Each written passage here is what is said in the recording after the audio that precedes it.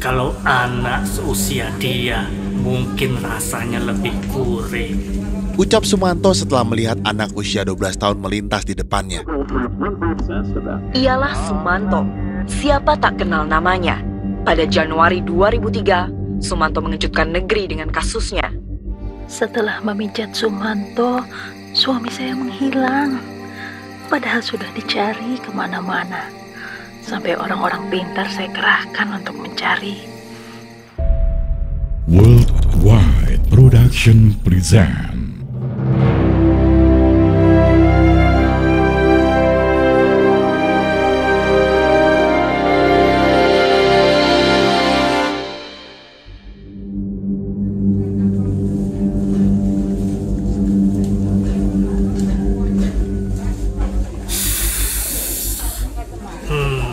Kalau anak seusia dia, mungkin rasanya lebih gurih. Ucap Sumanto setelah melihat anak usia 12 tahun melintas di depannya, di tengah kerumunan warga desa Pelumutan, Kecamatan Kamangkon, Purbalingga, Jawa Tengah. Seperti yang diceritakan Wario, tetangga Sumanto, kata-kata yang keluar dari mulut Sumanto dianggap sebagai guyonan kosong oleh Wario. Namun ternyata, masyarakat desa tidak mengira bahwa yang dikatakan Sumanto adalah keinginan yang sebenarnya. Ialah Sumanto. Siapa tak kenal namanya? Pada Januari 2003, Sumanto mengejutkan negeri dengan kasusnya. Ia divonis bersalah karena telah mencuri dan mengonsumsi jenazah wanita yang baru dikuburkan di dekat desanya. Pemberitaan kanibalisme Sumanto semakin ramai di masyarakat karena Sumanto mengaku ia telah memakan 3 orang. 2 orang pertama dibunuh lebih dahulu, kemudian disantap. Dan yang ketiga, Mbah Rina, berusia 81 tahun, warga desa Srengseng, Kecamatan Kemangkon. Jenazahnya dicuri Sumanto 16 jam setelah penguburannya.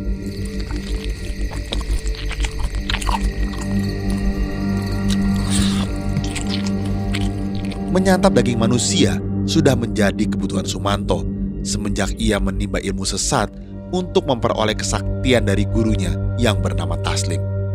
Taslim kini tinggal di Temanggung, Jawa Tengah. Taslim dan Sumanto pertama kali bertemu di Lampung.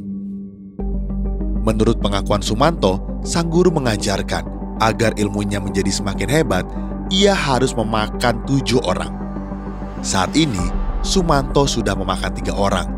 2 orang disantapnya saat ia masih bekerja di Lampung. Tahun 1988 saya merantau ke Sumatera dan bekerja serabutan. Kemudian beberapa lama di sana saya kenalan dengan Taslim yang sekaligus menjadi guru saya. Agar menemukan kedamaian yang abadi dan bisa menghidupkan orang mati, Taslim meminta agar saya makan 7 orang. Terus kalau ingin lebih hebat lagi, agar makan 21 orang. Kalau masih ingin lebih hebat lagi, harus memakan 41 orang. Saya sendiri memilih yang 7 orang. Ujar Sumanto, korban pertama dan kedua disantap ketika ia bekerja di pabrik gula Lampung. Korban pertama adalah rekan seperantauannya, sedangkan korban kedua adalah penjahat yang akan merampoknya.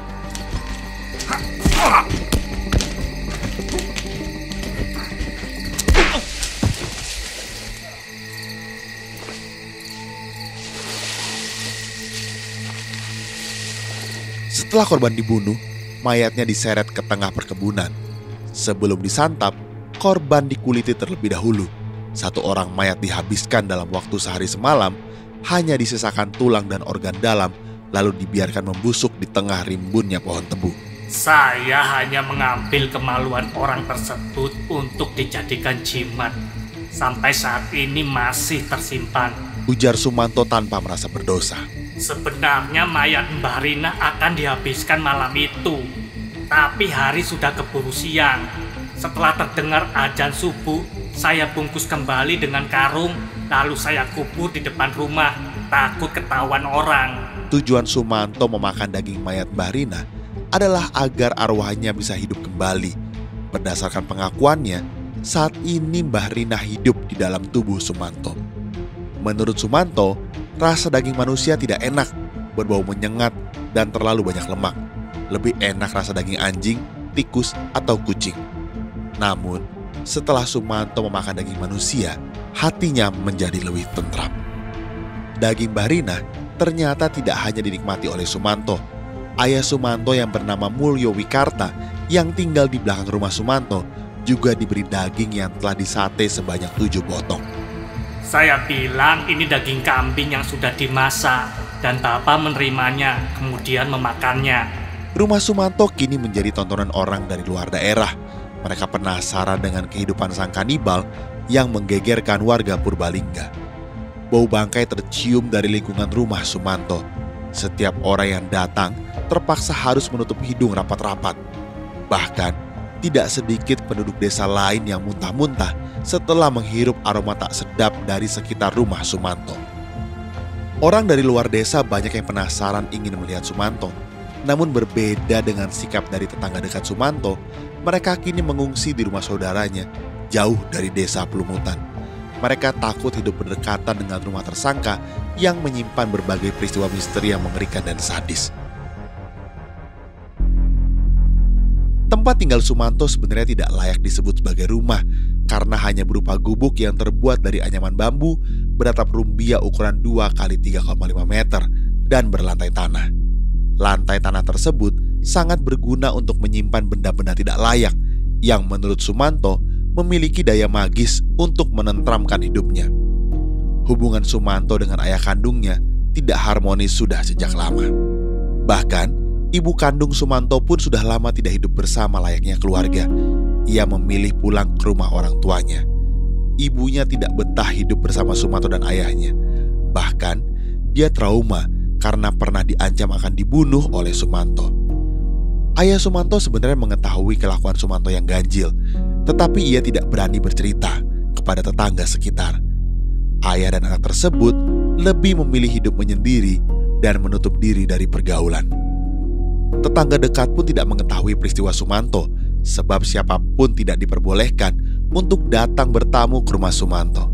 Bahkan, melintas halaman rumahnya saja dilarang. Anak-anak yang bermain di dekat gubuknya sering diusir karena Sumanto takut rahasianya terbongkar. Rumah gubuk yang ditempati Dumanto banyak menyimpan misteri kehidupan Sumanto yang tidak wajar. Setelah membongkar serta mengobrak-abrik seluruh isi rumah, polisi menemukan tulang belulang manusia, seperti tengkorak manusia, tulang kaki, tangan, tulang iga, dan sebagainya. Sebagian dijadikan bantal untuk tidur, sebagian lagi ditanam di kolong tempat tidur. Bau khas tulang manusia membuat hati saya tentram dan bisa tidur nyenyak. Sumanto memperoleh tulang-tulang manusia dengan cara menggali kubur orang di pekuburan desa Pelumutan. Dia sendiri tidak mengetahui tulang-tulang itu milik siapa, sebab pada saat membongkar, kuburan itu belum diberi papan nama. Aparat kepolisian dari Polres Purbalingga juga menemukan tulang kering milik Bahrina, sedangkan telapak kakinya masih dalam pencarian. Bau bangkai pun menyengat dari jarak 20 meter dari rumah Sumanto. Di sana juga ditemukan bangkai kucing yang sudah membusuk. Di halaman rumah tersangka terdapat lubang-lubang besar, seperti sengaja disiapkan untuk menanam pohon atau mungkin untuk mengubur korban-korbannya yang lain.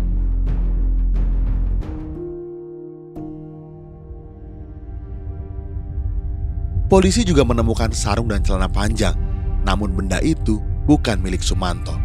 Menurut Tumirah, penduduk setempat, sarung dan celana tersebut milik suaminya yang bernama Mistam, yang telah hilang sejak 1,5 tahun yang lalu.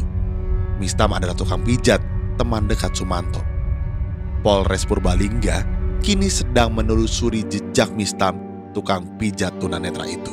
Setelah memijat Sumanto, suami saya menghilang. Padahal sudah dicari kemana-mana. Sampai orang-orang pintar saya kerahkan untuk mencari. Namun sampai saat ini masih belum ketemu, ucap Tumirah. Tidak banyak penduduk sekitar yang mengetahui latar belakang Sumanto. Sumanto lebih dikenal sebagai penjual jimat di kalangan penduduk desa.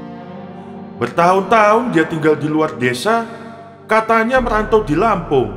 Tapi setelah pulang dari sana, sifatnya berubah aneh dan ganjil, ucap Parto yang kaget karena memiliki tetangga seorang kanibal. Sementara itu, Kapolres Purbalingga Ajun Komisaris Besar Polisi atau AKBP Agus Sofyan Abadi mengatakan kemungkinan jumlah korban yang sudah dimakan Sumanto bukan hanya 3 orang seperti pengakuannya. Di rumah Sumanto, petugas juga menemukan banyak sarung, pakaian, serta celana milik orang lain. Salah satunya adalah milik Mistam, warga Kemangkon. Beberapa waktu lalu, Mistam diminta untuk memijat Sumanto. Namun kemudian, Mistam hilang dan tidak pernah pulang. Saat kita geledah, ternyata di situ ada sarung dan pakaian milik Mistam. Jadi, kemungkinan jumlah korbannya bukan hanya 3 seperti yang dia akui. Menurut Kapolres Agus, sampai saat ini, pihak kepolisian masih terus melakukan pengembangan. Polisi juga akan melibatkan psikiater dalam memeriksa Sumanto. Psikiater kita libatkan agar jangan sampai kita salah dalam melakukan dakwaan. Kapolres Purbalingga AKBP Agus Sofyan Abadi juga mengatakan bahwa Sumanto tidak terganggu jiwanya. Akan tetapi, ia memiliki kelainan jiwa seperti psikopat. Pasal untuk menjerat perbuatan Sumanto adalah pasal 108 junto pasal 363 KUHP serta UU Darurat Nomor 1 Tahun 1952 tentang perilaku menyimpang di lingkungan masyarakat.